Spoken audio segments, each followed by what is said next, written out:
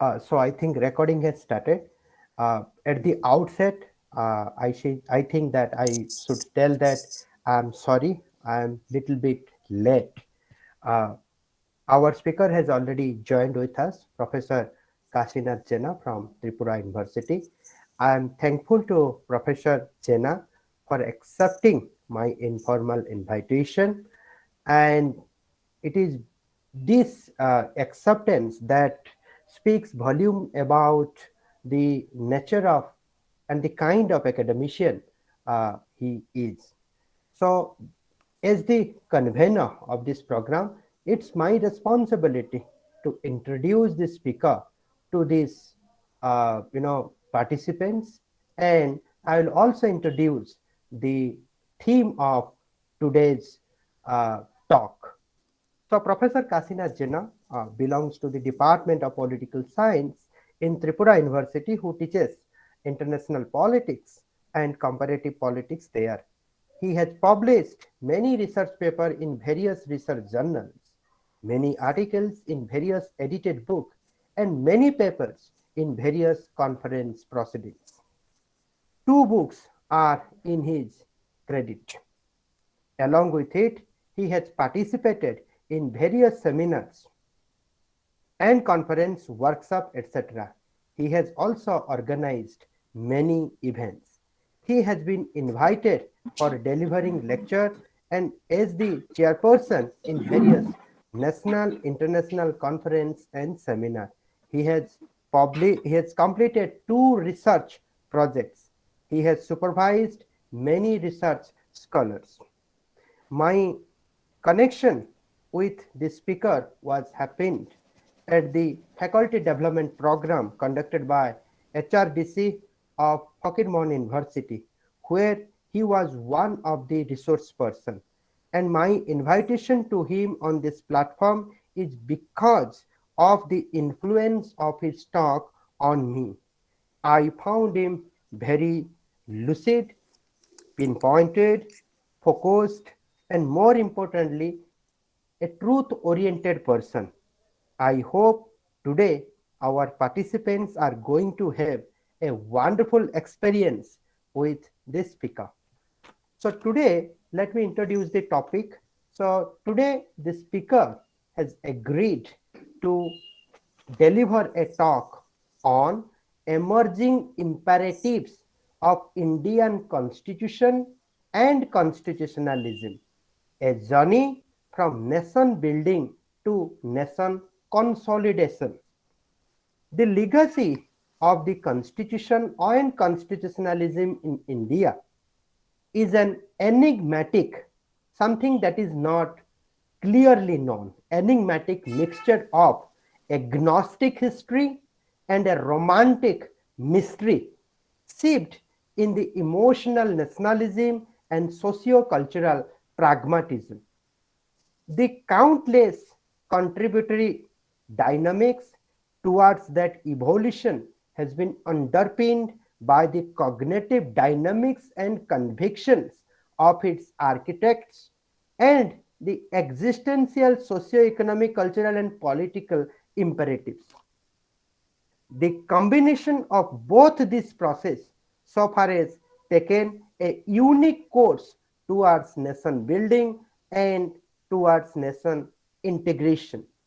To have an objective understanding of that unique journey, one needs to have a discerning approach towards its genesis, diagnosis, and prognosis.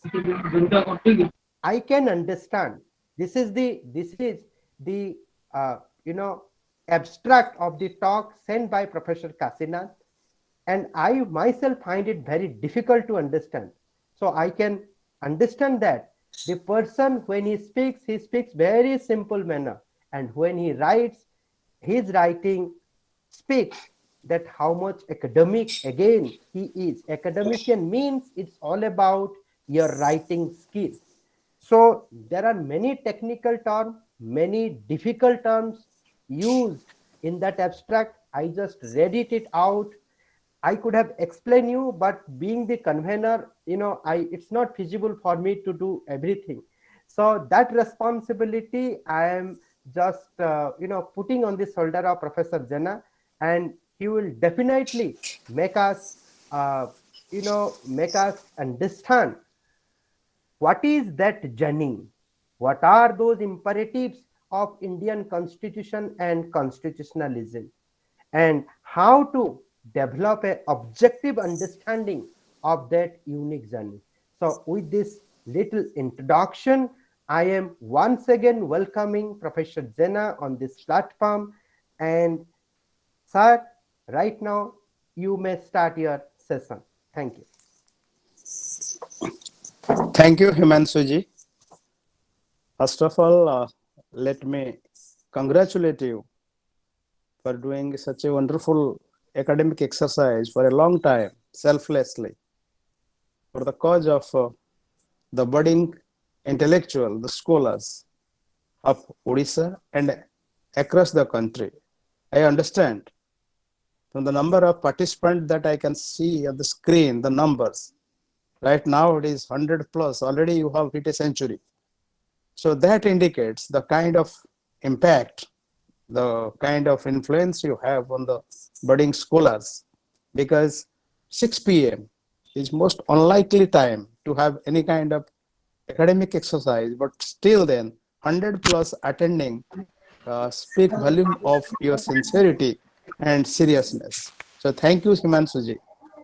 Secondly, I am thankful to Sambalpur University, particularly Himanshu ji, for inviting me for such a program where I have seen that academics of repute across the country have joined, and I have also heard and listened many of the lectures. So I am thankful to you that you have invited me to be a part of invited me to be a part of this kind of exercise. That is one part. Second part, you see, Himanshu ji, in his introduction, he was so affluent and he was so kind to describe me in such rosy words. Thing is that cake is always tasty, but the icing on the cake makes it more tasty. He introduced me. I am an academician, that is okay, but the adjectives he used for me may be a bit above my stature. So I am simply a teacher. As a teacher, I am doing my duty in Tripura University. And whatever little I know as a student of political science over a period of 40 years, of a kind of information, no more I am associated with the Department of Political Science.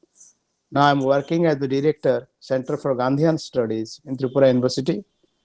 So for the day-to-day classes in the Department of Political Science, I have been not attending those classes anyway. So whatever little academic exposure and experience I have and had in the domain of political science over 40 years of time, so I will try to put those in nutshell in my lecture, which will spread over coming 60 minutes or so. The remaining time is yours for question and answer sessions, if you at all have any kind of questions. First of all, let me directly come down to my topic. The topic that I have chosen today for deliberation is emerging imperatives of Indian Constitution and Indian constitutionalism, a journey from nation building to nation consolidation. Himanshu ji was reading out the synopsis, not synopsis exactly, abstract in few lines, hardly 2 lines or 3 lines that I have sent him. Friends, हाथी का 2 दांत होता है, एक है दिखाने के लिए और एक खाने के लिए. जो वर्ड्स मैंने यूज किया हूं उसके पीछे मत जाइए. अभी जो words whatever I will be sharing with you, that is the real thing. So I'm sorry that if any of the words that I've used is beyond your comprehension to make out that what I actually want to put across, I'm very sorry. And that I will compensate now. Now, we are all student of Indian Constitution, right from our school days when it was a part of social study, SST, civics. We know little bit in gradual manner. We know little bit right from our school days till our master degree, even PhD level. We know little of Indian Constitution, what it is, how it is, where from it came, why it came, where to it is heading, what is lacking. So all these things, all of us, it is not a rocket science. It is not something very new. Then what I am trying to prove new in this lecture today? Actually, I have tried to analyze the composition of making of Indian Constitution. The composition of making, what is that? That we know that Indian Constitution making, how it was made, what are the contributory factors. But if you very delicately, you will divide the process of making of Indian Constitution and the feeling of constitutionalism behind it, you will find there are two distinct streams. One is historical, another is romantic. Therefore, in my abstract of few lines, I have used these two words, that the journey of Indian Constitution, making of Indian Constitution, and journey of Indian constitutionalism is an enigmatic mixture. It is kind of blending. It is a combination of two different streams. One stream is historical stream.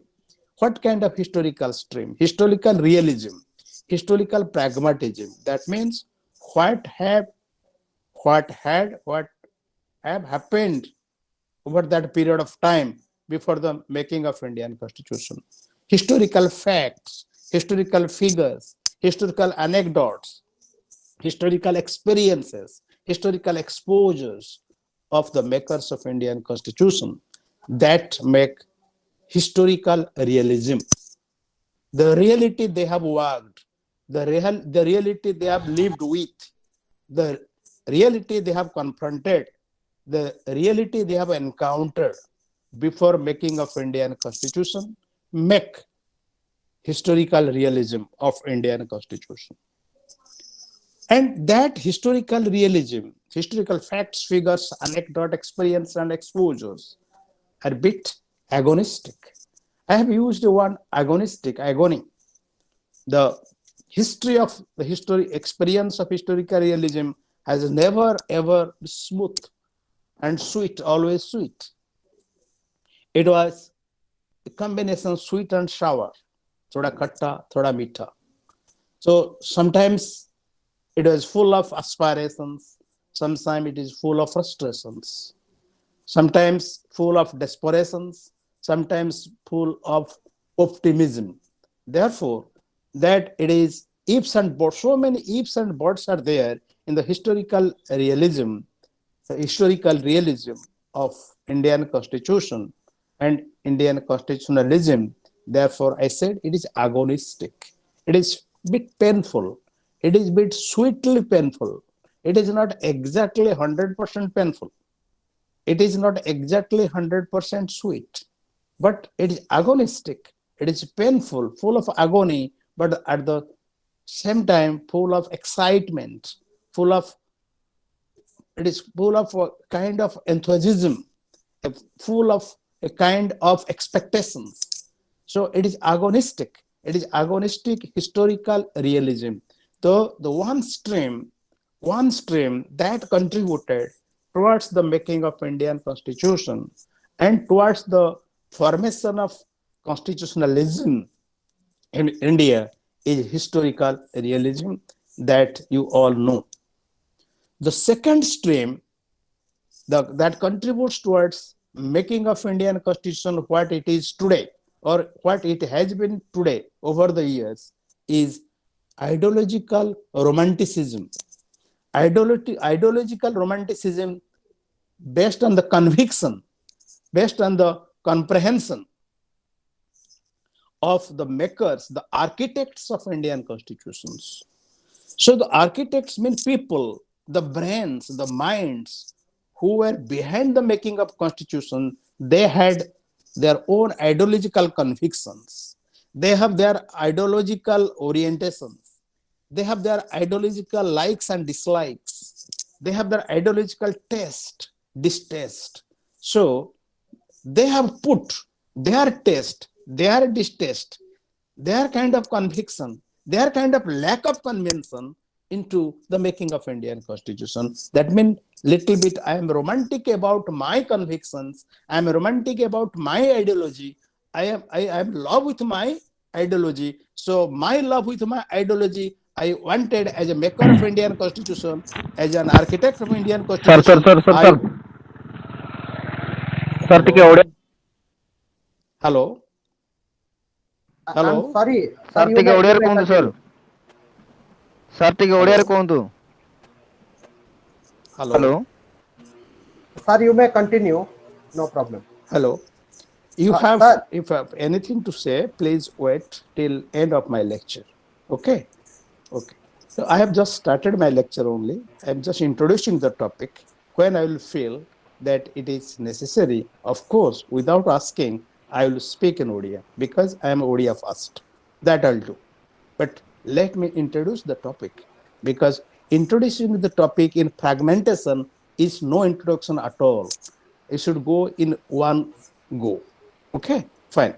So, as I told you, there are two streams that contributed that towards the making of Indian Constitution. Two streams what in Odia what you call দুটা ধারা, নদীর ধারা দুইটা নদী আছে গোটে জায়গায় মিশিছি। গোটা নদী কোন হলা না হিস্টোরিকাল রিয়েলিজম, ঐতিহাসিক বাস্তবতা। সেই সময় যা যা ঘটনা ঘটিଥିଲା, जो ঘটনা ସେମାନେ ଦେଖିଛନ୍ତି, ଯୋଉମାନେ sir, I think I request you to speak in English, and those who wants to listen in Odia, I can conduct another session for them. And since this lecture is spreading across the India, right? Yeah. So other listeners may find it difficult. And let me tell you, English is not a heavy language or a difficult language. Odia is the difficult language. And if you cannot learn English and you are asking the speaker to speak in Odia, then you will never learn English.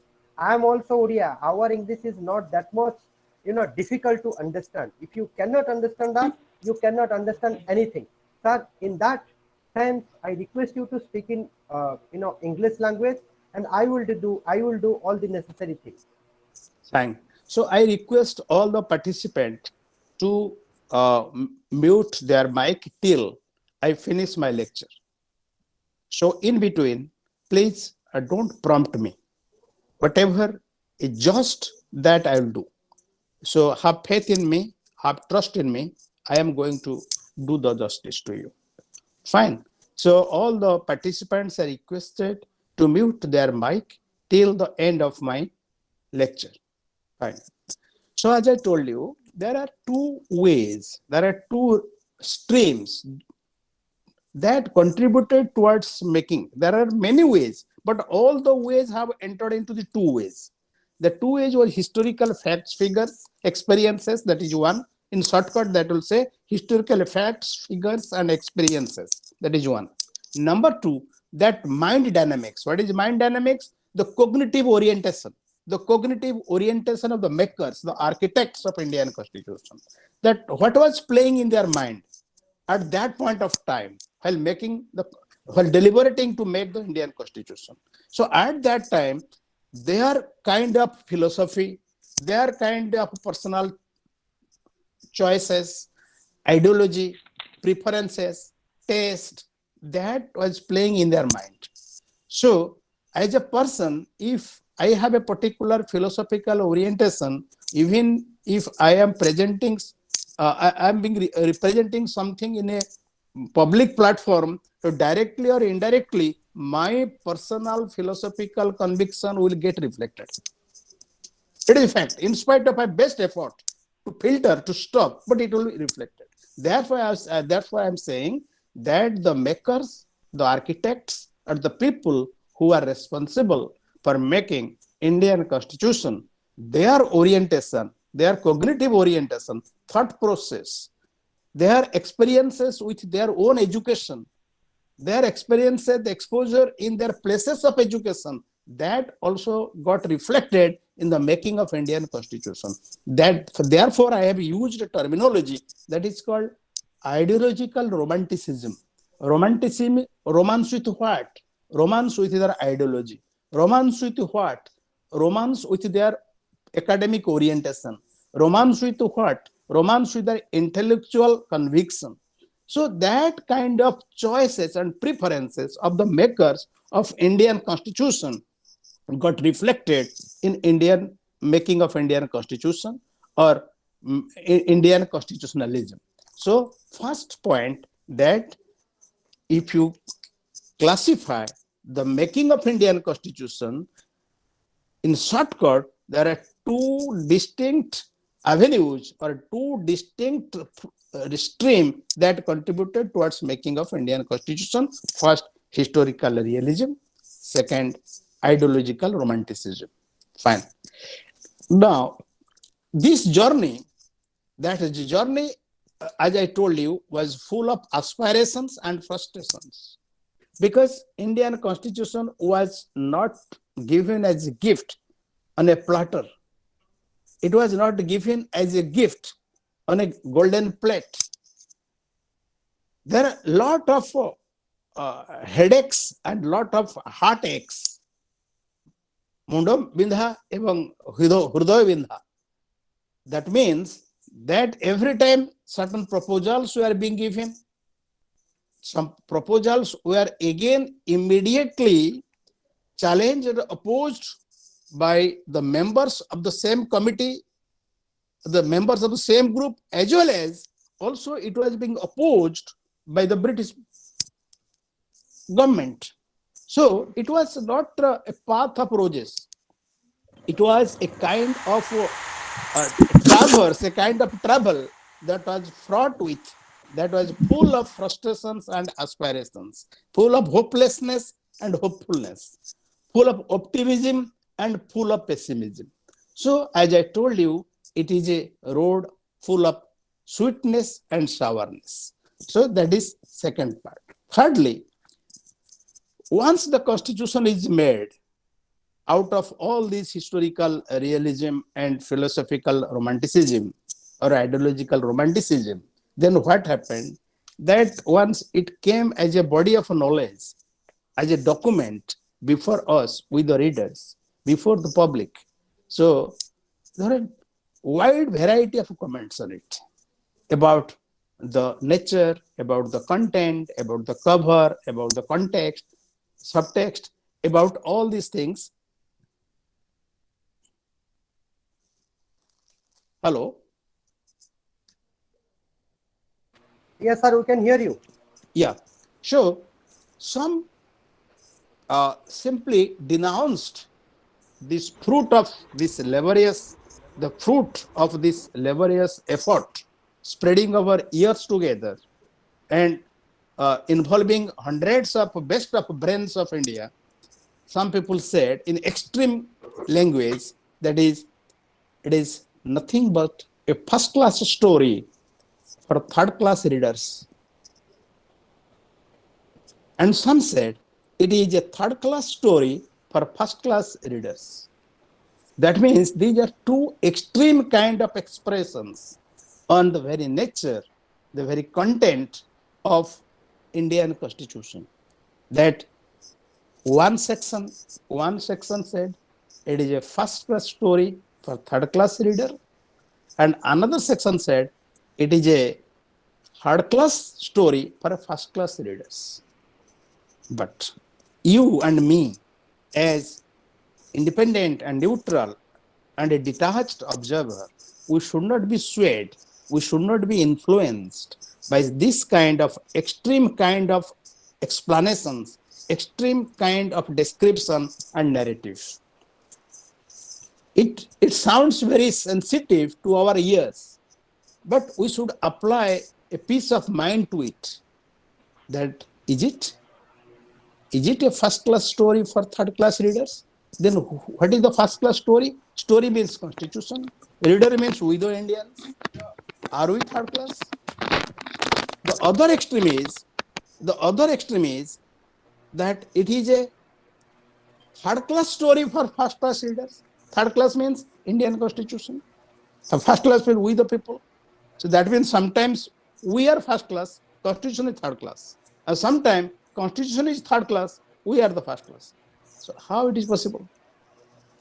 So to have a detached kind of impression, the exact nature, the exact philosophy, the exact objectives, the purpose of Indian constitution, we should stay clear, we should steer clear of these kind of extreme narrations, extreme narratives.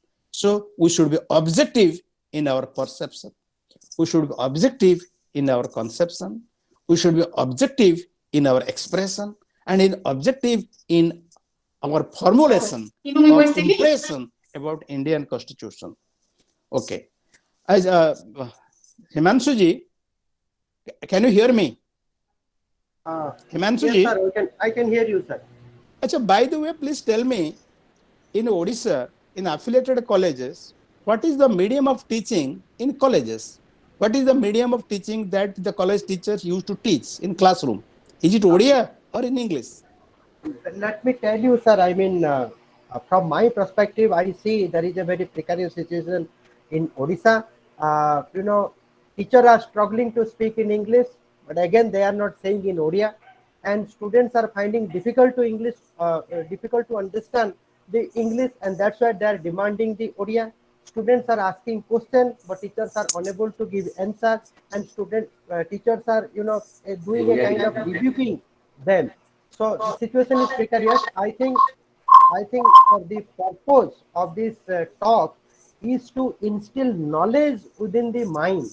So it is not about Odia and English. I think those who are not connected with the English, they must be connected and they must learn English. That is okay. That even suppose somebody having some difficulty in English, there is no problem. That we can accommodate. But the thing is that I see 114 participants. Out of them, can you tell me how many from Odisha and how many from outside Odisha? I think mostly they are from Odisha, and I very accurately I cannot say. Actually, there is 122 participants. But I urge you as the convener to speak in English. Your English is very much understandable. Right. So I am doing all these things. No, at the end, I will sum up in Odia. Please, I am getting so many requests coming on the screen with the folded hands that, sir, please speak in Odia. I am very comfortable in Odia, no problem. And for your kind information, I will do that. I am assuring you, have trust in me. At the end of my lecture, once I finish with English, I'll do that. Okay? ମୁଁ ଗୋଟେ କଥା sir କହିଦଉଛି କି ମୁଁ ବି ଓଡ଼ିଆ। ସେ କଥା ହଉଛି କି ବହୁତ ଗୁଡ଼ା ନନ୍ ଓଡ଼ିଆ ଆସିଛନ୍ତି ଏଇ ଟକ୍ ରେ ଆମର ନନ୍ ଓଡ଼ିଆ ଅଛନ୍ତି। ନନ୍ ଓଡ଼ିଆ ଜଣେ ବି ରହିଲେ ସିଏ ଆମର ଅତିଥି। ତେଣୁ ପ୍ରଥମେ ଅତିଥି ଦେବ ଭବ।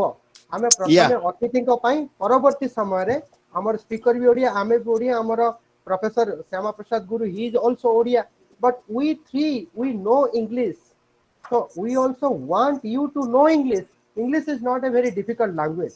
So don't be afraid. And let the speaker speak in English. No. Okay. That is okay. I agree with you. But still then, that after all, I will be siding with the participants. I will be doing that. Okay. So don't worry. I will do that. Okay.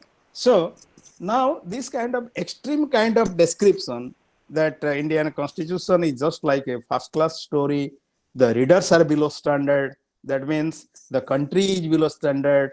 The users are below standard. The governance is below standard. The legislator are below standard.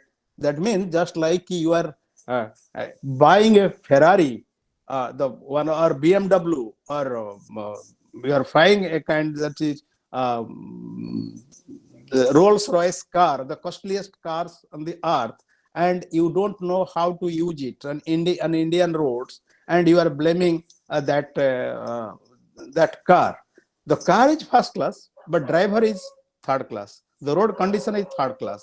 Petrol is of third class quality. Traffic sense is third class quality. Therefore, the vehicle, in spite of being first class, it is being declared as third class. It is of no use in Indian conditions. That is one extreme narration. That is not my narration. I am not saying that. I am only putting myself as a neutral person, but I am putting across the narration. And that is the reason they are saying that is the reason that because the users are third class, the governance quality is third class, the legislators are third class. Therefore, the best of constitution, a beautiful constitution, has spent more time on operation table, in workshop, for modification, for retrofitting, for replacement, for repairing. For what? Because of the deficiencies of the users. One expression. Second expression, no. The users are of best quality. The lawmakers are best quality. Our political participation process is best quality. Our political socialization process is best quality. Our political behavior is best quality. Our electoral behavior best quality. Our political culture best quality. Our ambience of best quality. But the constitution is a worst quality. That is another extreme expressions. Now you tell me, if you find yourself sandwiched, दोनों तरफ bread है, बीच में आप butter है, आपको अगर दबा दिया जाएगा तो क्या करोगे? That means, don't worry, be neutral. If you want to have an objective assessment, if you want to objective perceptions, and you want to form an independent neutral conception, you have to steer clear between these two kind of extreme narrations. That means neither it is first class constitution nor it is a third class constitution. Then what it is? It is a constitution. Like many other constitutions in the world, many of the countries, it is a constitution. So no constitution in the world you will find that that does not have any kind of lacuna, any kind of defects, any kind of deficiency. We have, that is okay. Now, that part I will take care of, but only my point is that we should put ourselves in a neutral position so that we can evaluate better, we can access it better, we can interpret it better without taking in side, left or right. Anyway, so we should steer clear of the extreme narrations, and we should be objective in our perception and conceptions. Fine. So then how to be objective to understand the nature, the true nature, the true, actually you see, the perception, what is perception? Perception means what you are thinking to be right, what I am thinking to be real, what I am thinking to be just, जो मैं सोच रहा हूँ, what I am thinking, but my thinking is not reality. That is my perception, my way of thinking. What I am thinking, somebody else is thinking another way. So he has freedom to think that way. So what I am thinking, my perception, and I am equating my perception to reality. मैं सोच रहा हूँ, जो मैं सोच रहा हूँ, वही है reality, वही वास्तवता है, और वही सच है.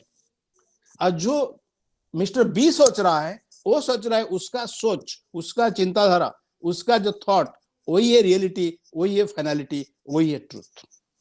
So similarly, the critics, the commentators, the writers, the authors of Indian Constitution, they are reflecting their views on Indian Constitution from different angles. It is, as I told you, Indian Constitution is a kind of multi-dimensional object. If you look at one point, one direction, it will look like a hathi. If you look like from another angle, it look like a horse. From another angle, it will look like a gadha, ass. So neither it is a horse, nor it is an elephant, nor it is an elephant, nor it is an ass. So that means it looks as elephant because from a particular position we are looking at it. It is looking as a horse because we are positioning ourselves in a particular place and looking at it. So this multi-dimensional prism through which in Indian Constitution being placed, that is giving conflicting kind of impression. Therefore, we should be very, very careful while doing that, because perception is not the reality. Perception is not the truth. It is my way of presenting things, that is perception. Anyway, but in many examinations, I have found not only in big examination, public service examinations, that people, students, they get swayed by this kind of a partial impression. They give the answer from one side only, one-sided answers. Therefore, I am warning you, while you are teaching your students in the classroom, please make them aware of these kind of extreme narrations which are found in the textbooks. Okay. Therefore, to understand the reality, the truth, we should go to the grammar of Indian Constitution. We should go to the goal of Indian Constitution. We should go to the nerve and verb of Indian Constitution. So, getting the outer appearance of Constitution is easy, but getting the grammar or understanding the goal, the objectives of Indian Constitution, unless you detachedly, you become a part of it. You should be a part of it, but at the same time, you should be detached. You should keep your ideology in your fridge. If your ideology is so important, your ideology is so valuable, कुछ देर के लिए अपना fridge में रख दीजिए और without any ideology look at it. Then you can understand the real goal, grammar, nerve, verb of Indian Constitution, and you will be in a position to assess, evaluate what actual it is. Therefore, to have a proper diagnosis, the nature, the true narrative, the true objective of Indian Constitution, to have a proper diagnosis, you should go to the genesis. Not only genesis, you should go to its prognosis. माने इसका meaning ये है, अगर संविधान को, भारतीय संविधान और संविधानवाद को सही ढंग से आपको सोचना है, देखना है, पहचाना है, that means you have to go to the genesis, origin, the root. The root only bear the true fruit in your analysis. Therefore, that goal, grammar, nerve, verb, the diagnosis, the genesis means origin. Our diagnosis means to identify, and prognosis means how it has performed. इसको sir देखना है. That means you should go to the root. You should go to its. You should identify. We should go to the root, identify the root, and see the kind of fruit it has borne over a period of time. Anyway, so that means whatever till this point, whatever I have explained, that I can put in a single sentence that Indian Constitution is a product of two sources. One source is ideological conviction of the makers, and second is existential compulsions, which I say historical realism. Historical realism, here I am using another word for the same thing. Initial stage, I use the word historical realism, historical facts, figures, and anecdotes, experience, and exposures. But here, for the same thing, I'm using another word that is called existential compulsions. That means what factors were so compelling, so forcing, so dominant for existence of the country, of the nation at that time, particular time. That is called existential compulsion. मतलब क्या चीज compel कर रहा था उस समय, situation जो है, उसको आप हिस्टोरिकल रियलिज्म कहिए, ये फिर आप एग्जिस्टेंशियल कंपल्सन कहिए. That means that Indian Constitution is a product of two sources, historic, that is ideological convictions. किसका? Conviction of its architect, माने makers. दूसरा, it is the product of existential compulsions, historical reality, what was existing at that time.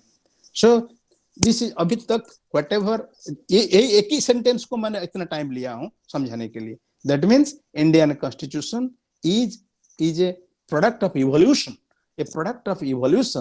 of two processes: ideological reality, ideological that is called historical realism and existential compulsion or pragmatism. Okay, now the next part that I would like to look at is that philosophical convictions of the makers of Indian constitutions or architects, where from and how it seeped into, how it entered into the making of Indian constitution. You know, almost all the makers, all the architects of Indian constitutions, all the members of Constituent Assembly and drafting committee, almost all were Western educated. And they were well groomed, well grounded in Western philosophies, Western concepts, Western narratives. So naturally, by default, their mind was also influenced by that kind of perception as the truth. वही बात मैं कह रहा हूं, शुरू से बताया था, अभी बता रहा हूं, that their kind of impression, their kind of conviction, their kind of belief of that period, that almost all of them had Western education, they were all foreign educated. Naturally, they are well influenced by foreign Western philosophy, concept, tools. So naturally, they had a different kind of belief at that time. So that belief system, that cognitive system of the makers got reflected into it. And among the existential compulsions, what were there? The problem of founding a nation, that was an existential compulsion. The challenge, immediate challenge was how to found a nation.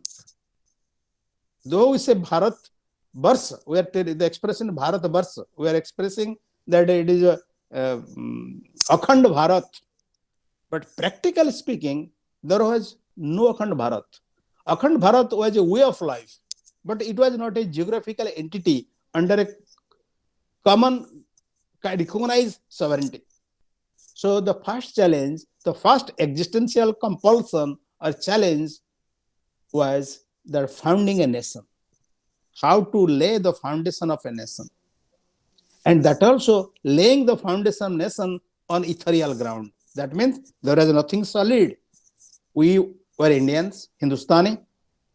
Our way of life was common, same or almost same, whether we were Hindus or Muslims or South Indian, North Indians, Hindi speaking or Tamil speaking, from Kashmir to Kanyakumari, grossly on macro level, our way of life, our approach to life was almost same. That was common.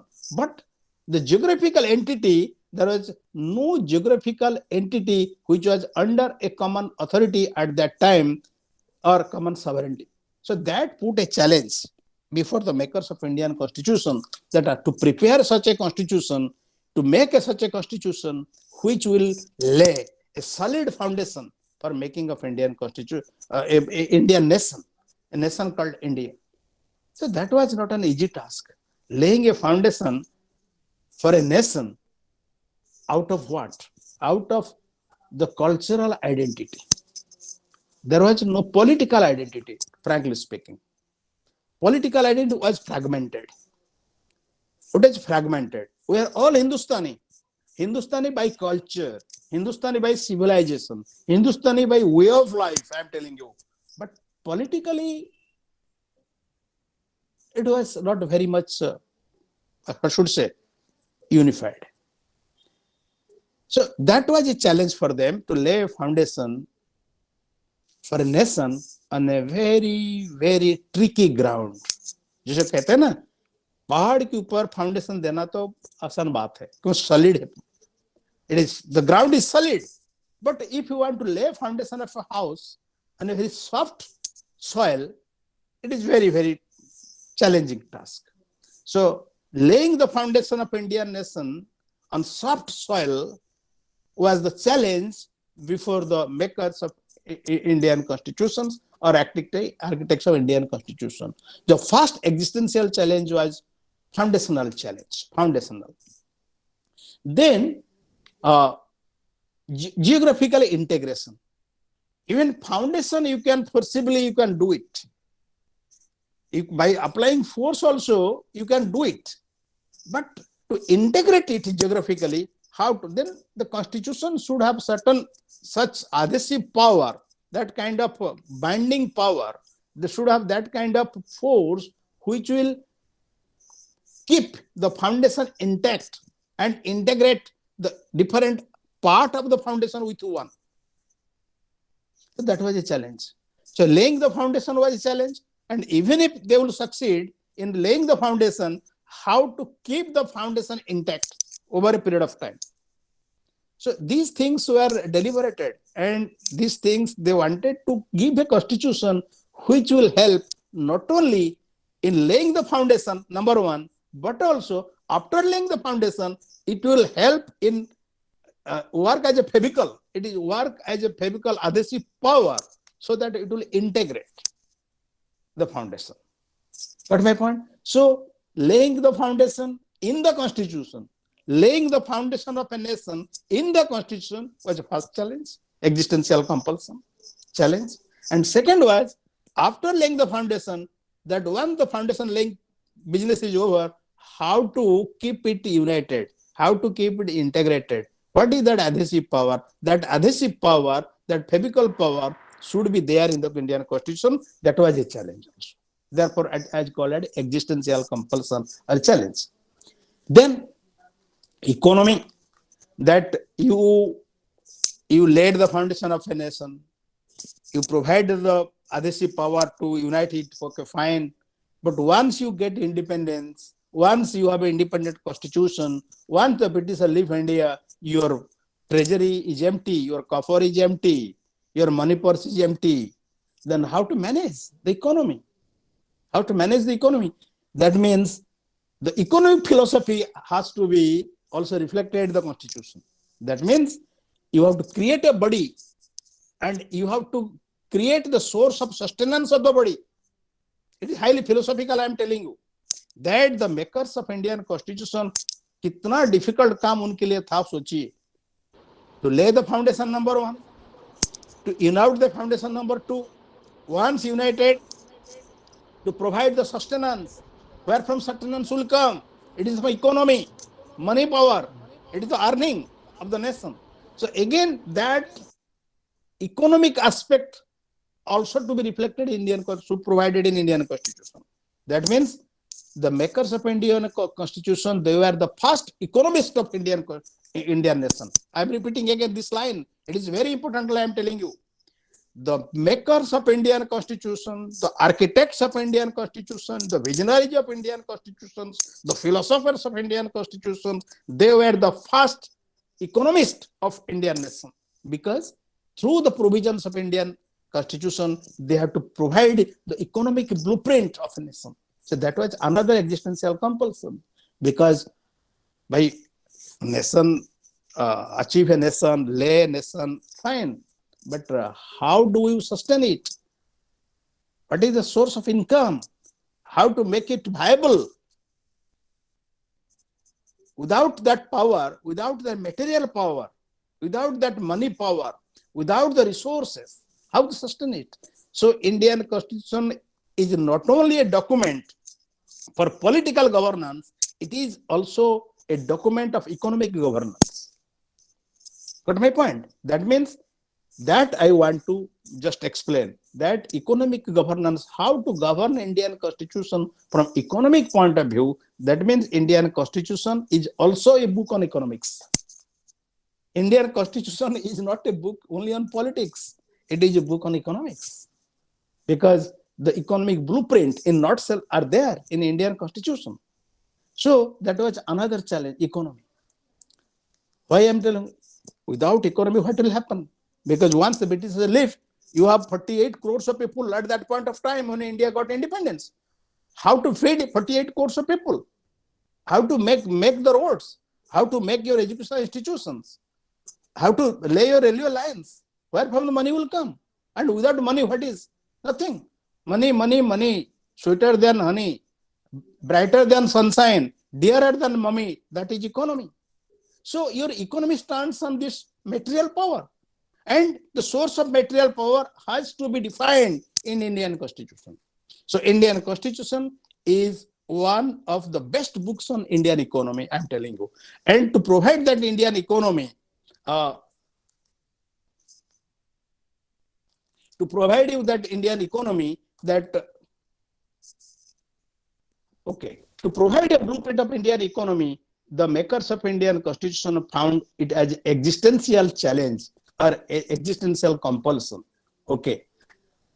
And that somehow they managed it with their experience, their kind of Western knowledge, Western philosophy, Western orientation, education, they managed it. But the challenge was not only from economic point of view, the challenge was also from social point of view. The challenge was also from social point of view, that is they're called that how to maintain that economic benefits judiciously among the populace.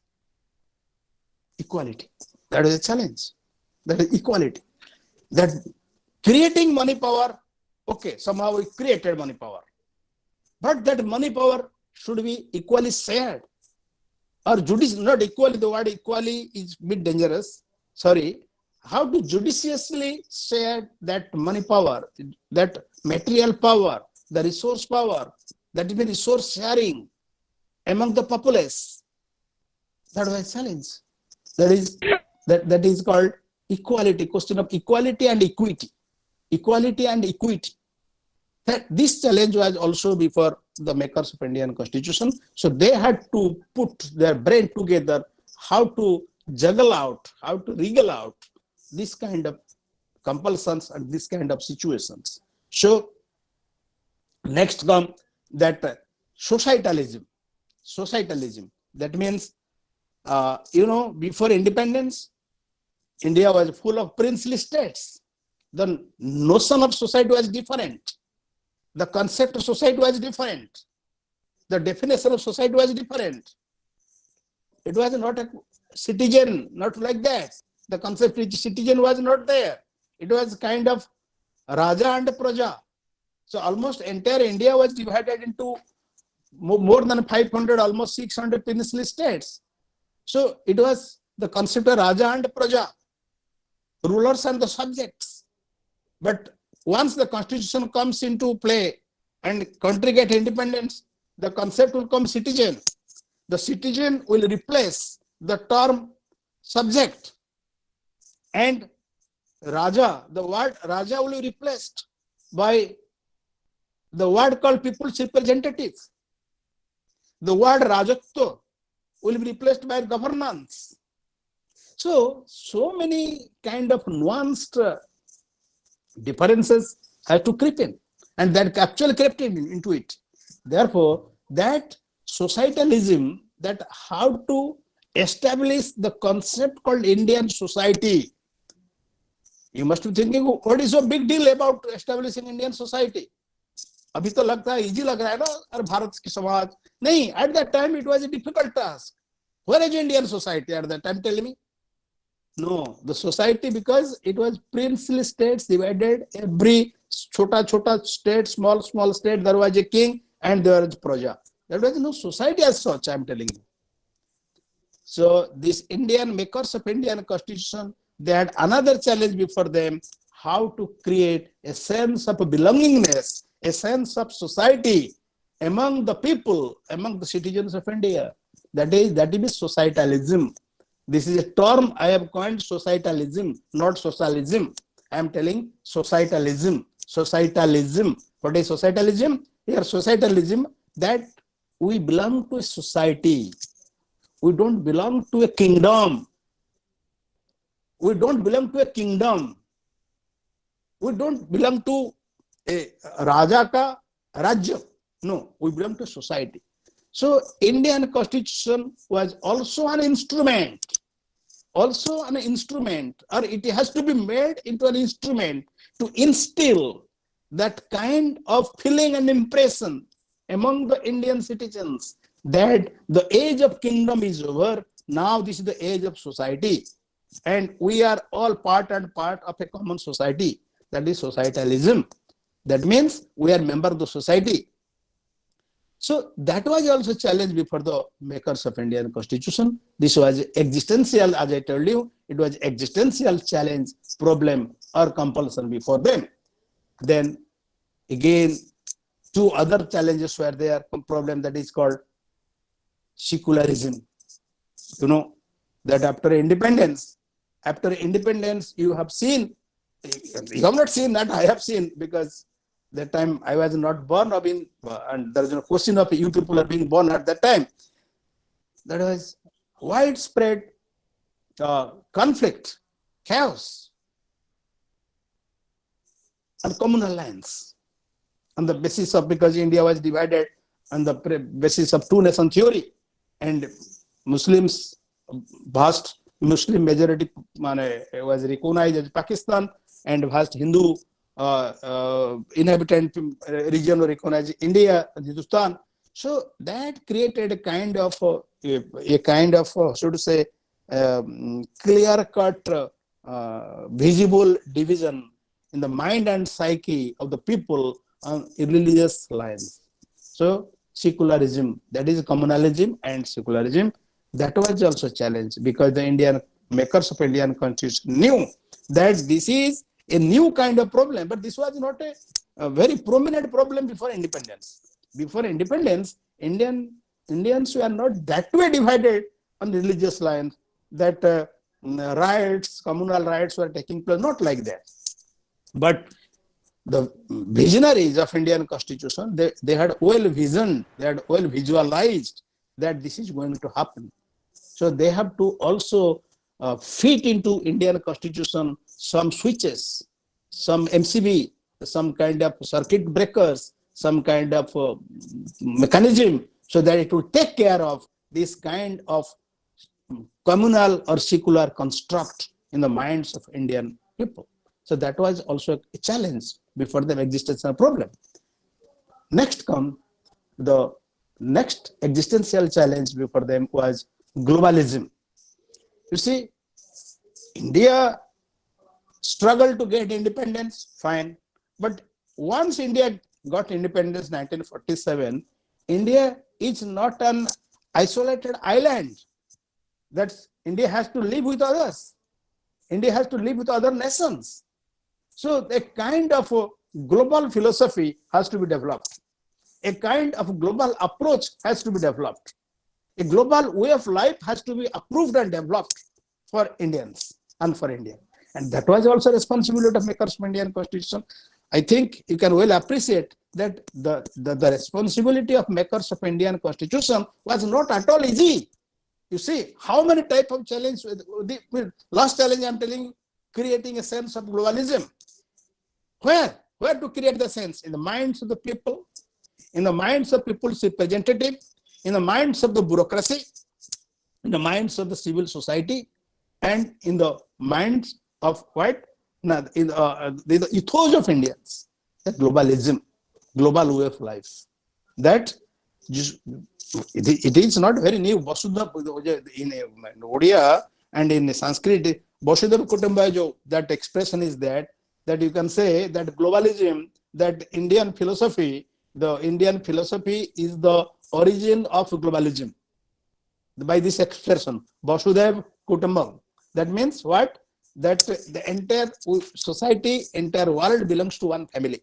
So that is globalism. Though Western theorists, they have put in different perspective using different tools and techniques to express in different theories, but this is the essence. So, but it was there in Bhagavad Gita, it was there in Ramayana, it was there in the Mahabharata, it was there in all the religious texts, it was there. But to operationalize it, to politically operationalize it was a challenge. I am not saying that the makers of Indian Constitution, they were the champions or they were the first, they discovered or they invented. I am not saying like that. Oh, I am not saying they discovered, they created this kind of sense of globalism. No, it was there. But what they did, they operationalized it. They operationalize it. We all know that motor car can run on water power. We know it.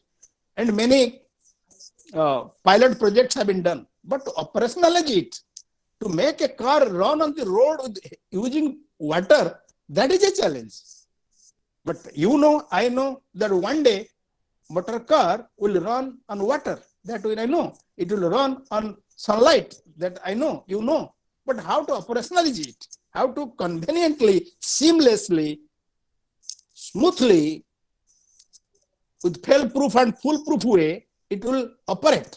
That is a challenge. Same thing, that this kind of global way of life, global philosophy, global approach was there in Indian text, religious text. But Indian makers of Indian Constitution has to put it in a very convenient way in Indian Constitution so that the rulers of India, the citizens of India, the society of India, the culture of India, the civilization of India will look at global life in a positive way. So that was another challenge. Okay. So now, I tried my best. I do not know whether I am successful or I am a failure. I tried my best to put before you the two ways, the two streams, that is mind dynamics, ideological dynamics, and existential factors that contributed towards the making of Indian Constitution and Indian constitutionalism. So, friends, now the real challenge comes that Indian Constitution was made, Indian Constitution operationalized, India got independence, fine. India became a democracy, fine. But the next challenge was the real challenge. Because you saw, constructing house is a challenge, but maintaining the house after construction is a major challenge. There have been many empires have been created in the history over a period of time.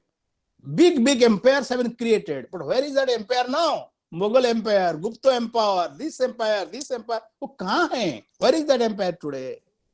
Because creating a castle, making a castle, mansion, haveli, bada building, kotha bana dena, koi bahut bada, no doubt challenging hai, difficult hai. But after constructing the house, if the successors, suppose my father was a rich man and he spent a lot of money in constructing a big house for me. But I being an alayak, I being a useless fellow, I being good for nothing, worthless person, I cannot maintain it. Sooner or later, that building will collapse. Lack of maintenance. Same thing.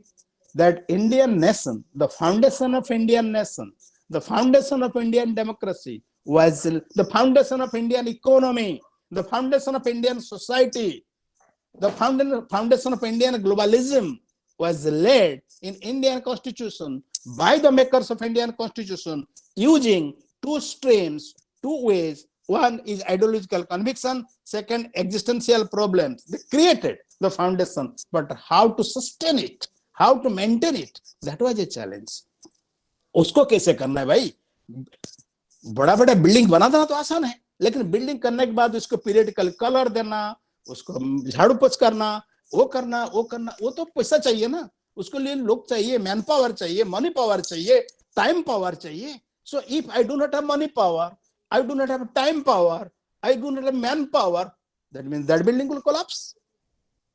Same thing, that Indian nation, the foundation of Indian nation was laid in Indian Constitution. The foundation of Indian economy was laid in Indian Constitution.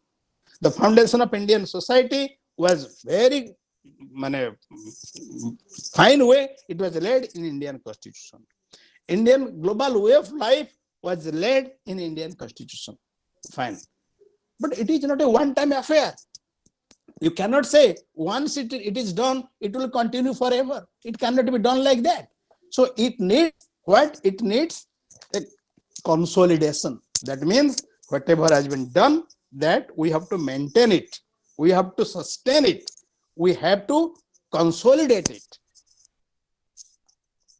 पिताजी ने मकान बनाए, 4 कमरा बना के गए हैं. He has constructed house with 4 rooms. Maybe I cannot make it to 5 rooms, but at least I should maintain the 4 rooms. I should consolidate it. Whatever gain, जो लाभ मेरे को मिली है, I have to consolidate it. वो अलग बात है. मैं 4 रूम को 5 रूम नहीं कर सकता हूँ. मैंने फर्स्ट फ्लोर को सेकंड फ्लोर नहीं कर सकता हूँ. मेरे पास पैसा नहीं है. लेकिन इतना पैसा तो होना चाहिए. I should have that much money that I should maintain that house in perfect way. That is consolidation. Therefore, I have used the word nation building. If you look at the very title of my topic today, that a journey from nation building, nation the building हो गया. Nation building task is over through the constitution. The foundation हो गया. Indian society का हो गया, economy का हो गया, सोसाइटी क्या कहते हैं, पॉलिटी का हो गया, Indian polity, Indian economy, Indian society and Indian way of life. The foundation is laid, the construction is made, it is complete. After that what means? The what answer is consolidation. Consolidation means maintenance. Maintenance means sustenance. Without that, like many big empires, nation will collapse. Many nations have collapsed. The history is the witness. Many nations have collapsed, and many nations will be collapsing also. There are now in the modern world, you will find many failed states. Now there is a concept they are using in international, in the global study, failed state. The state, as a state, they have failed.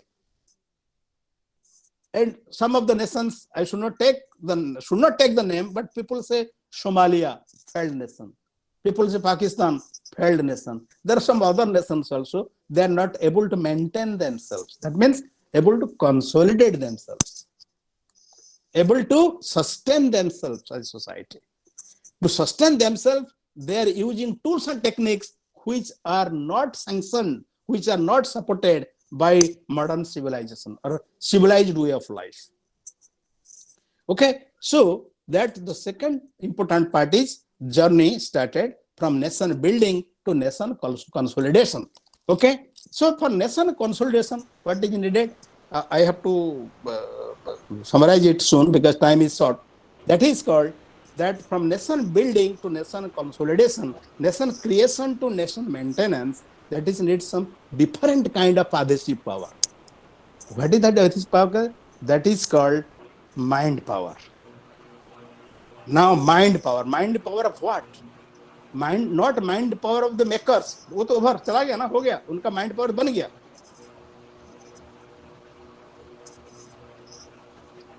Sorry, just a minute, please.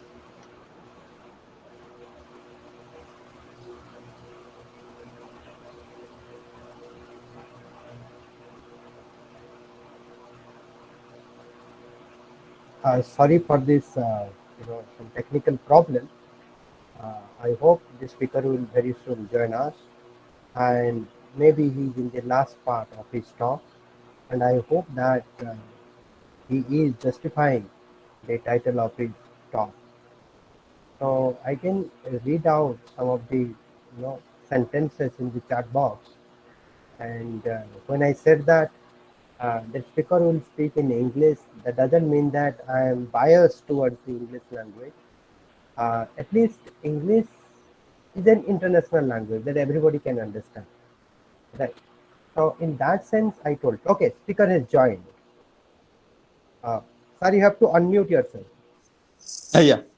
So now for that kind of consolidation, maintenance and sustenance, we have to think in terms of new adhesives, new Fevicals.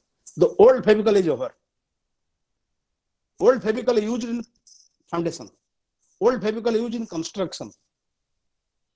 New Fevical is required for maintenance. Now, what are the new Fevicals? That is mind power. Mind, whose mind power? Mind power of the people who are using the house. the people who are living in the country, you, me, he, they, see how our sense of belongingness, our respect for our constitutions, our respect for integration, our care, concern, love, sympathy, empathy for the nation, for the society, for fellow brothers, fraternity, neighborhood, people belong to other religion, people having other language, other culture. So that adhesive is now most crucial now. Most crucial now. That means our care, our concern, our love, our faith, our trust, our sense of sympathy, our sense of empathy for you for me. I should see you in me. You should see me in you. Cutting across religious barriers, cutting across linguistic barriers, cutting across ethnic barriers, cutting across regional barriers. That means that care and concern should be there. That is people's love, people's passion, love, care, and concern. This is called the new adhesive. This new adhesive will consolidate the building which is already built by the makers of Indian Constitution. So if you don't use that if you don't consolidate, it will collapse. And therefore, what is required? Way out. Now I am coming to the last part. Sorry, I did shortcut here. मेरे को जो जितना time चाहिए था मैं shortcut कर दिया यहाँ. So you can well understand that मैं पतली गली में निकल रहा हूँ. So now that how to do that? There are two ways now. There are two words being used. One expression is integration. And second is my word consolidation. I prefer the word consolidation to integration. Integration means A will integrate into B. Once integrated, there may be something else, but neither A nor B. That means A has to sacrifice its identity. B has to sacrifice its identity. A new identity is created where A and B both are represented. But it is difficult because we have lived our life with our own culture, my own language. I am Odia. My language is Odia. So naturally, my first choice, my first love, my first is Odia. You are Bengali. You have that. Neither you are ready to integrate your language with my language with your language. I am Hindu, he is Muslim, Buddhist, that. Then that integration is a bit troublesome. But consolidation is possible. How? For integration, this is my personal opinion with folded hands. You can differ. You have free to differ from my perspective, my point. Because I am giving a lecture, I have every right to put my view. So I am putting my view. Integration needs or demands a kind of selfless merger, convergence. Once converged, once merged, that identity is over. But I am ready to sacrifice my identity. But I love consolidation. I love unity, but not integration. I love unity, but not integration. So what is that? There are two theories. The theory one is melting pot. The second is salad bowl. Melting pot means you put into the kadai, in the hot kadai, everything will melt and they become one component. One component. You put ghee, you put butter, you put oil, all kind of oil, mustard oil, refined oil, badam oil, all oil, but once it melted, it will have a new kind of characteristic. Neither it is ghee characteristics nor butter characteristics, not refined, not mustard oil, not badam oil. New kind of thing. Mixed juice. You put orange, apple, banana, mango into it and make a juice, mixed juice. In the mixed juice, banana has lost its characteristics. Apple has lost its characteristics. Typical characteristics, I'm telling you. And the juice, mixed juice is a unique character. But it is difficult. Banana is not ready to sacrifice itself. Mango is not ready. Apple is not ready. Maybe guava is ready. Maybe that plum is ready, but this is not ready. But when guava is ready, his guava is saying, I am ready, but why you are not ready? That means you are antisocial. You are against the nation. You are anti-national. You are not nationalistic. I am nationalistic. I am ready to sacrifice. But apple is not ready. Does that mean apple is not nationalist? Orange is a nationalist? It is a debate. And there is no clear-cut answer to it. Now, in the same thing, but how to consolidate the nation without sacrificing the identity of the component? The second option is that don't put it into the grinder juicer, don't put it into the melting pot, rather put in the salad bowl.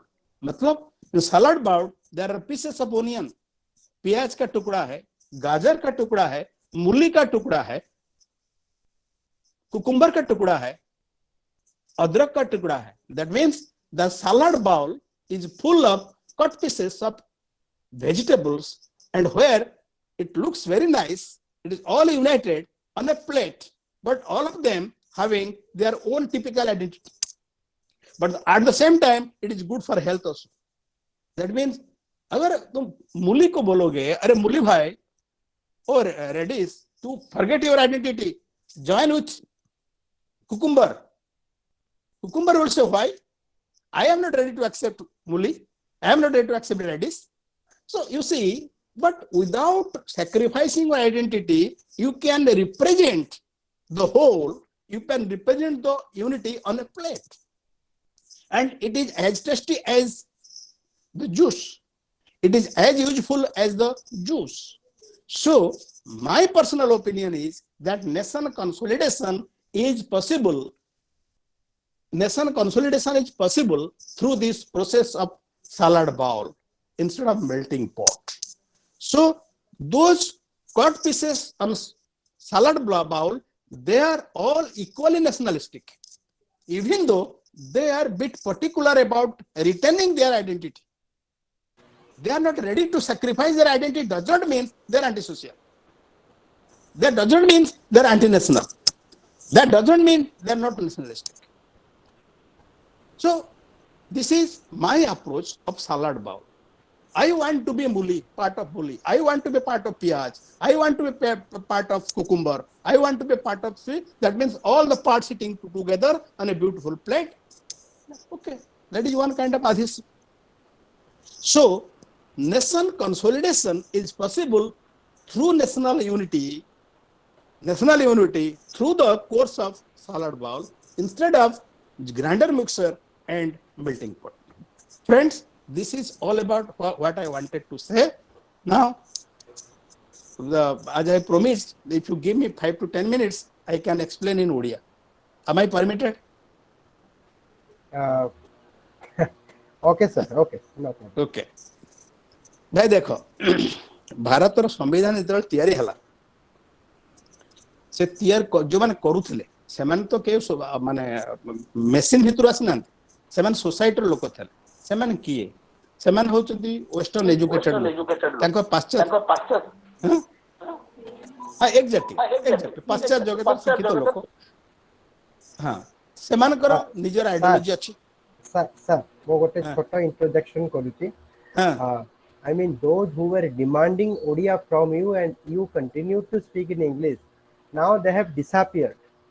Right? Oh, I think all those who are right now, they can understand you and they can understand your English. So, okay, thank you. So now question answer session, please, the house open to you. Sir, if any question, please ask. Yeah, yeah. So as a moderator, let me do my duties and then systematically we will follow. So thank you, Professor Jena, for your wonderful talk. And I can feel that the way you explain, uh, it, ex it, it, ex it exposes the kind of teacher you are. And, I was busy doing the technical things, so that's why I cannot focus you, but since I'm recording it, I will again go through it, and the words and the sentences what uh, you know uh, hits my ear, there I can understand that you are having a thinking brain and you are actually trying to understand Indian politics, and actually you are trying to give a kind of solution to the present problem or the crisis. That's all I can, in a very commonsensical sense, I can understand. uh, so, as a moderator, what I'm supposed to do, I should summarize it and I should raise some of the doubts. That is what I am not doing for today's talk. In the earlier talk, I have done it. So, in that situation, I requested Professor Guru. He is a retired professor from the Department of Political Science and Public Administration, Sambalpur University, my own department. uh, I request him to give his observation or critical comments on your talk. Then you will give a response to Professor Guru. Then I'll go back to the questions asked by the students. Yes, Guru sir. Yes. Namaskar. Namaskar, namaskar. Please go ahead. Yes, yes. Professor Jena, am I audible now? Yes, yes, very much. Yes. Thank you very much for your kindness to accept our invitation Thank you, sir. to deliver your talk in these web discussions. Uh, we are also thankful to you for your lucid presentation. I hope our listeners, who are mostly students, they would have been benefited by your discussions and deliberations. Again, we are grateful to you. I listened to your discussions from the beginning to the end. So far as the caption is concerned, I have a different perception. Regarding the first part of the caption, you discussed on the making of the Indian Constitution, the ideology of the Constitution makers and their romanticism. But what about the values that characterize Indian constitutionalism? On that part, you remained completely silent. Please repeat again. You discussed on the constitution makers. You focused exclusively on makers, on their romanticism and ideologies in the making of the Constitution of India. But what about the ideology that characterize Indian constitutionalism? There are two parts so far as the first section of the caption is concerned. Indian constitution and constitutionalism. What about that constitutionalism? How does Indian constitutionalism facilitate, promote, or obstruct the process of nation building in India? On that part, I failed to get a satisfactory answer from you. Regarding the second part of the caption, you have mentioned there nation building and a national consolidation. As I understand, national consolidation is within the process of nation building. Whereas constitution making or constitutionalism comes under state building activities. It cannot come under nation building.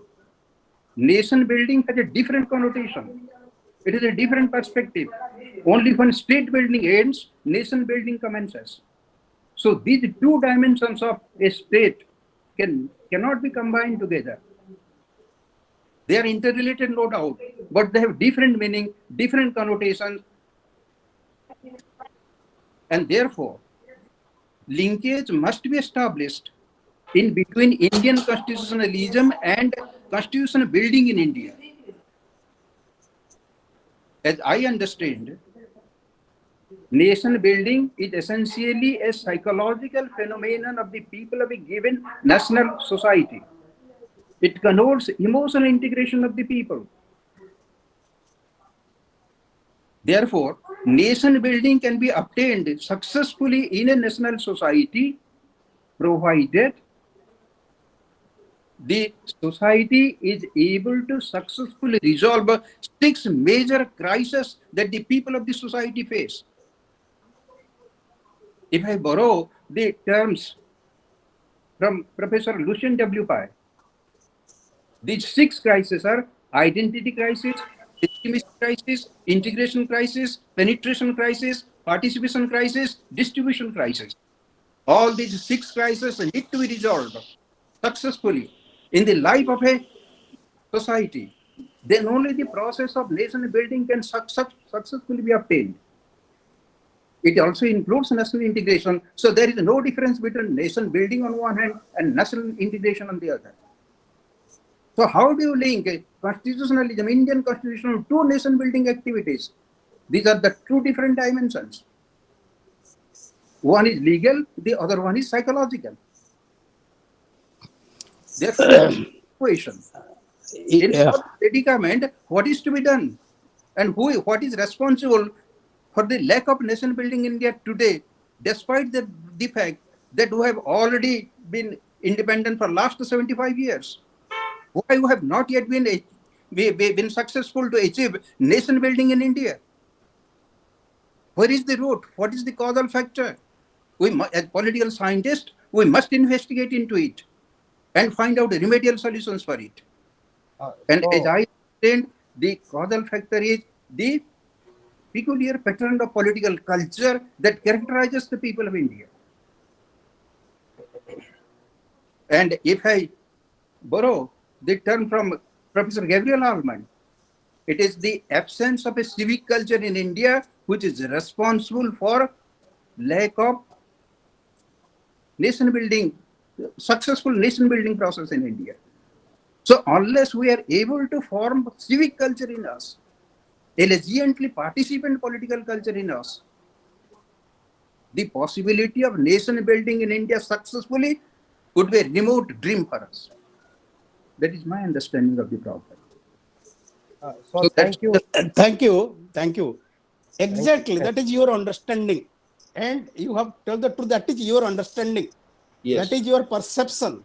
Yes. And to establish a perception, you refer to two Western philosophers, Lucien Pai and Gabriel Almond. Yes. Because you like their explanation to establish your perception. Your perception is your perception. Someone else's perception. Perception is not equal to reality. Reality is laughing. Reality is laughing, standing at a distance. Yes. That when I said that this is therefore I gave you the example. What is the example? That you have brought a very costly vehicle, but not running well in on Indian roads because the oil is polluted, the oil is polluted because of rash driving, traffic sense. Exactly same thing you are saying. You are saying the sense of culture, political civilization, and you are being more academic now. And to explain my position, I can give an example. If you have at all visited that is called Tirupati, you will find there are 3 lines. One line is free of cost, another line is 50 rupees, another is VIP line. And all the 3 lines at the last they merge together. So whether it was state building, national building, whatever you are saying, and from academic point of view, it may be different, but with all responsibility, I say that all converge like Tirupati at the end. And that is my perception, but I don't claim that is the reality. Thank you. Thank you. So, sir, you have to unmute if you want to reply. Yes. How can you bring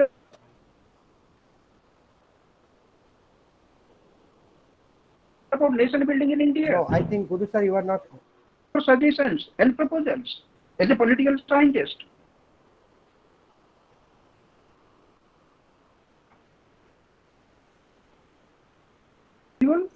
Hello. Yes, Yes. Kasinath sir. Yes. Yes. Yes, Okay. sir. Yes. Sorry, Kasinath sir, you got the response from Guru sir. No, sir. No. No, I think there was some problem. Guru sir, I cannot hear you properly. I mean, what is your response to Kasinath sir response? Yes, yes. I would like to know Professor Jena's suggestions and proposals. Already have given a suggestion. No, nothing extra, nothing new. Because whatever I said. How that salad bowl be created? How? You are in favor of creating a salad bowl, designing a salad bowl. How that will be created? Yes. Yes. Salad bowl, creating how salad will you prepare once. the salad? What is the process Yes. for it? Once. Sir, let the Once speaker the people respond. on the Sir, let dining the speaker table, respond. listen, once the people on the dining table are ready to accept salad bowl as a well presented food item, that is okay. But if the diners on the dining table, they insist that I only want mixed juice, I don't recognize salad bowl as a symbol of nationalism, that is problematic. So it depends upon the diners that what you want to dine. If you want to dine with wine and you don't recognize any other things, so that is a problematic. Therefore, it depends upon the perception of the diner. You are on the dining table and salad bowl is presented, then mixed juice is presented, that is presented. You say only nutritious food of merit is this, rest others are useless. So it is a choice. So if you are already predetermined that salad bowl is not up to standard and only standard is mixed juice, one is helpless. Sir, you have to unmute, sir. Guru sir, you have to unmute. Sir, you have to unmute. Guru sir. So who will prepare the juice and feed to the patient? Kasinath sir, you have to unmute. Okay. You respond, then I will do the moderating. It is not a question of who is preparing. The question is, first of all, whether there is space for it or not. The preparation comes second. It is a question of psychologically whether you are prepared for that or not. And before being prepared, if you declare, no, I don't require that, I only require this. That is the problem. Who will take the leadership in that context for nation building activities? That all answers the patient will not decide. The patient is on the dying bed. All answers cannot be fitted into the same frame. One leads to another. No. You try to understand it. All these are interrelated. All these are interrelated. All are interrelated. But interrelated only that I will interrelate only in my interest when I have to present in my interest. But I will not delink it and when it is not in my interest. Yes. The thing is that is opportunism. That is academic opportunism. That I want to interlink everything to prove my point of view. But when the question of having a choice, I will delink it. What is that? That is academic opportunism. So we are using Western tools and techniques to denounce that there is nothing called Indian nation. Indian nation is yet to be made. No, Indian nation is existing, but Indian nation at the same time is in the making. That is my point of view. It is existing. That is a bit paradoxical. Yes, it is there and it is not there. Yes, it is not there because we are not ready to identify. What alternative for it? Do I have any concrete alternative for the Indian problem devised by the Indians? No, for Indian alternative will evolve. As I told you, alternative will evolve. Alternative will not come at a point of time. It will evolve over a period of time. First of all, you create the narratives, you create the space, you have the patience, and alternative will evolve. But you want a revolution. But these things will come out of evolution. So So okay, how long will it take? How long? No, no, that I am not a futurist. That I am a astrologer. I can how long it will take, how long it will take. Even though sir, the let me intervene as the convener. I think Yes, yes. lots of dialogue has happened between the Professor Kasinath Jena and Professor Shyama Prasad Guru. I am so happy. Both are Odia, and the way they were engaging with the heated dialogue, that I think that is something required for academics. And yeah, to be academician, to be very honest, I have seen such kind of dialogue, very harsh dialogue, in my experience with Hyderabad University and with the Jawaharlal Nehru University. And let me tell you, all my participants or students, and now you can see that they are harshly having dialogue. But after this forum or after this event, they not can become very harshly, not harshly, with pyar, with love, with Yes. pure and love. with Okay, pyar.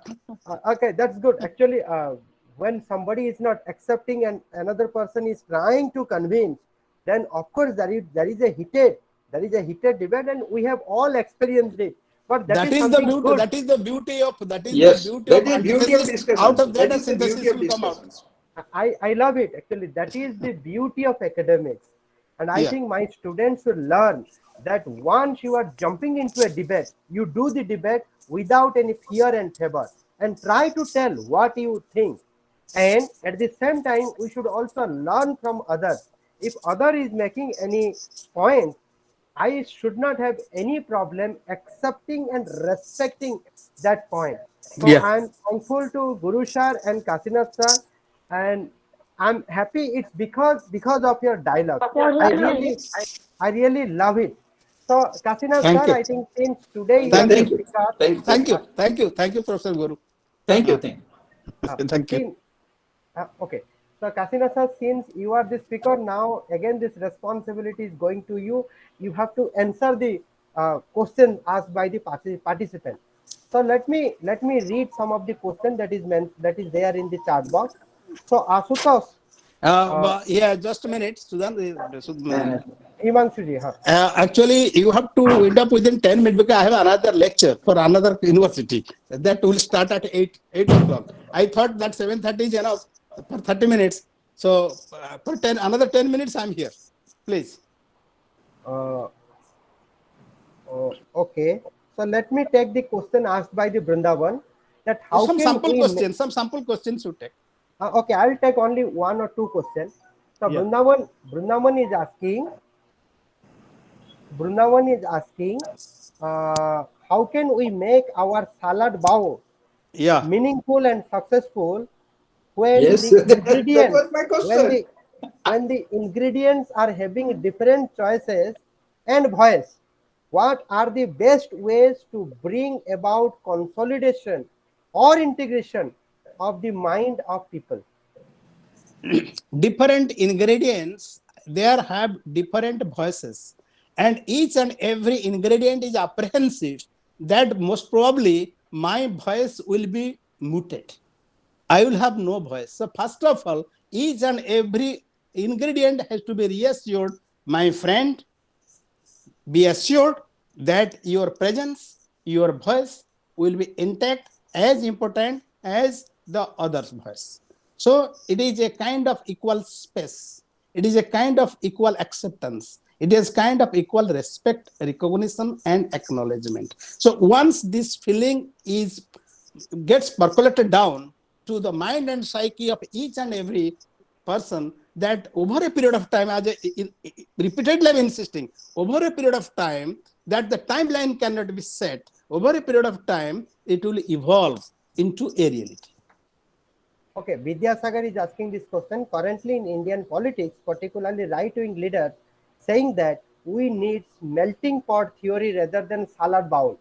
They are justifying it by saying that it is the existential compulsion. Hindu khatre mein hai.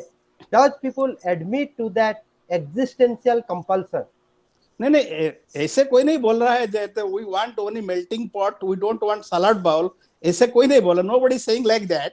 The thing is that you can interpret somebody's voice like that. That is perceiving. that maybe right-wing scholars insisting that we want only melting pot, not salad bowl. It is being interpreted like that. If we ask the same scholar, do you really insist on it? They will say, no, we don't insist. They will give another explanation. So thing is that this is the understanding by some scholars that right-wing scholars are, they want this, but nobody want this. That thing is that salad bowl and melting pot can coexist. How? That if is apple juice is apple juice. If orange is ready to be mixed with apple, well, fine. So Fine. There's no nothing wrong in imposition it. should be done. But freedom is there, Of but course. imposition should Of not be there. course. So Of thank you, course. Of Kasina. course. That is Sir. exactly. Okay, thank you, Kasina sir. You are right now, Hari. So I will go to the last part of this event. Now I request Ankita to provide vote of thanks to our today's speaker. Ankita, are you there? Yes, sir. Oh, Thank okay, you, sir. you have to Good evening to one and all. unmute your video. Unmute your video. I unmuted my video. Okay, you continue. Good evening to one and all present here. Honorable speaker of this webinar, Professor Jena sir, the convener of this webinar, Dr. Himanshu Sekhar Mishra sir, Dr. Shyama Prasad Guru sir, and all other participants. It is such an honor for me to propose a vote of thanks. First of all, I would like to express my gratitude to Professor Jena sir for taking out time from his busy schedule to share with us such valuable information about the emerging imperatives of Indian Constitution and constitutionalism, a journey from nation building to nation consolidation. Sir rightly stressed and talked about the Indian Constitution and the streams that contributed to the making of Indian Constitution. The Indian Constitution is a product of two sources, that is the ideological conviction or the ideological romanticism, and the another is the agonistic historical realism or the existential compulsions. And you also explained about the existential compulsions or challenges before the makers of the Indian Constitution. That is the first is the foundational challenge or the laying of the foundation of Indian Constitution. And you also explained geographical integration, economic aspects, societalism, secularism, globalization, and you beautifully explained this, sir. Thank you so much for this hard-provoking session and for the knowledge that you shared with us. Thank you so much. Then I would take this opportunity to express my gratitude to Professor Shyama Prasad Guru sir for sharing his opinion or perceptions about this topic. Then I express my deep regards to the convener of this webinar, Dr. Himanshu Sekhar Mishra sir, for his efforts that he is doing for the benefit of the students. Thank you so much, sir. And then I would like to express my gratitude to all esteemed delegates of this webinar for their presence and contribution and making this webinar a great success. Last but not the least, let me thank all the participants for their active participation. Thank you so much. Thank you. So thank you, Ankita. Thank you for your vote of thanks. And I understand that today our speaker has already got the sense of pleasure and happiness. Though it is informally conducted, but it is very much academic in nature. And in fact, as a convener, I am feeling happy because today I was seeing that 135 participants had joined, and there are many questions that has been asked. Right now 49 participants are with us, so it's a honor and it's a privilege when that much participants joined with us. So I hope that this creates a kind of satisfaction to any kind of any speaker, right, when there is a huge audience. And the participant has also got the satisfaction the way you explain.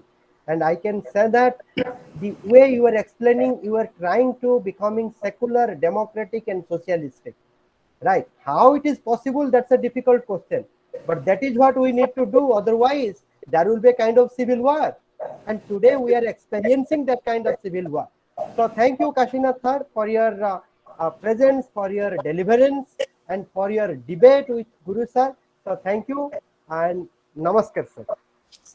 Namaskar, Professor Guru. Namaskar, Himanshu, and all the best to all the participants. Thank you. I also enjoyed it. So thank you. Thank you so much. Thank you. Thank you so Thank much. you. Thank you. So I am stopping the recording.